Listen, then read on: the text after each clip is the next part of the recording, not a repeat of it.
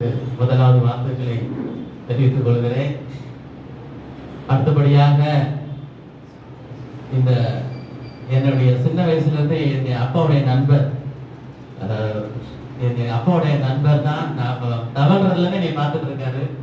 அவருக்கு வாழ்த்துக்கு தெரிவித்துக் கொள்கிறேன். அப்புறம் பாஸ்டர்மா உஷா எங்கள் அம்மா மாதிரியே அப்படியே இருக்காங்க.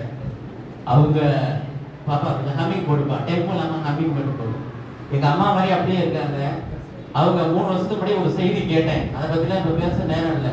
அன்னையிலேருந்து அவங்களுக்கு ஃபேனாகவே ஆகிட்டேன். அப்படி ஒரு அதிரடி செய்தி, அதை பற்றி உங்களுக்கு இன்னொரு நாள் வந்து நான் சொல்கிறேன். அப்புறம் இந்த இடத்துல என்னுடைய அன்பான எல்லா பாஸ்டர்ஸும் என்னுடைய நண்பர்கள், எல்லாமே என்னுடைய நண்பர்கள்.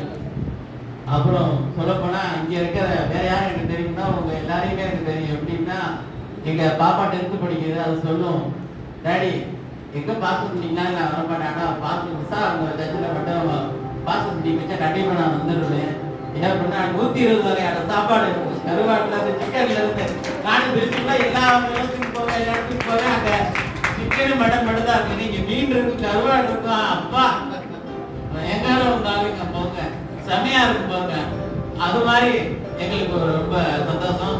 சிஸ்டர் டெய்லி எங்களுக்கு கான்டாக்ட் பண்ணியிருப்பாங்க வாட்ஸ்அப் மூலமா. அதுக்கப்புறமா சொல்லணும்னா இங்க இருக்க ஐரின் பாப்பா முந்தானி தான் எங்களுக்கு ரொம்ப பழக்கம். எக்ஸிபிஷனுக்கு வந்து நாங்கள் ஃபேமிலியாக போயிருந்தோம். ஐரின் பாப்பா எனக்கு ரொம்ப பழக்கம்.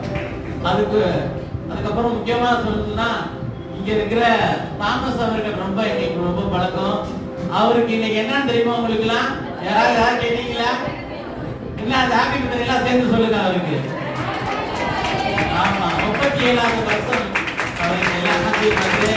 அடுத்து இந்த விழாவுடைய அருமையான நபர் நம்முடைய ஊழியக்காரர் இவர்தான்.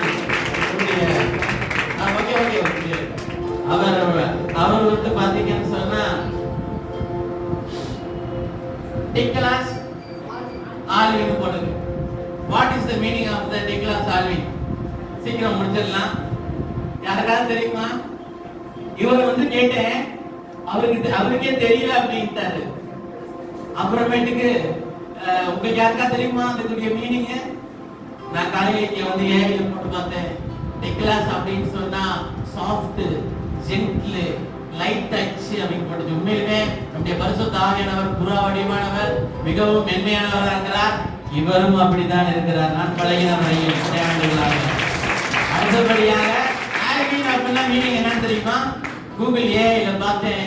அப்படின்னா என்ன? விக்டரியா, எவ்ரி எல்லா ஈவென்ட்லயுமே ஒரு வின்னரா, ஃபெலோஷிப். ஃபெலோஷிப் அப்படின்னாலே யாருதான்? பரிசுத்த ஆவியானவர். சரி, நிறைய அவங்கள்ட்ட பேசிக்கிட்டே இருக்கலாம். முதா நேரத்துல இருந்து டிவியில கிறிஸ்தவர்கள் சீமான விரோதமா பேசுறாங்க அப்படிங்கிறத பாத்தீங்களா? யாராவது பாத்தீங்களா? ஒருத்தர் கூலி